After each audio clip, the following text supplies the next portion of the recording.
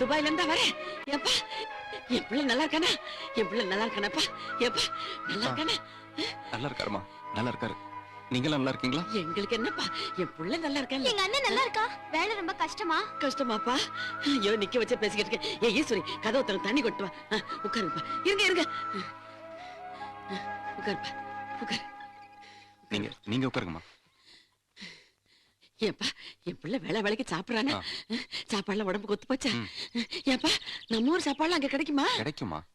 என்ன கிடைச்சு என்ன புண்ணியம், அந்த படுவாய் போய் எங்களை நினைச்சுக்கிட்டு சாப்பிட கூட மாட்டானே. ஏப்பா என் பிள்ளை நல்லா இருக்காருமா. தண்ணி குடி. எங்க அண்ணன் எங்களுக்காக தான் அம்புட்டு தூரம் போய் கஷ்டப்படுது. அது நல்லா இருந்தா அதுவே எங்களுக்கு போதும். தலை பிள்ளையா பிறந்து அவன் பட்டாவதி கொஞ்சம் நெஞ்சம் இல்லப்பா.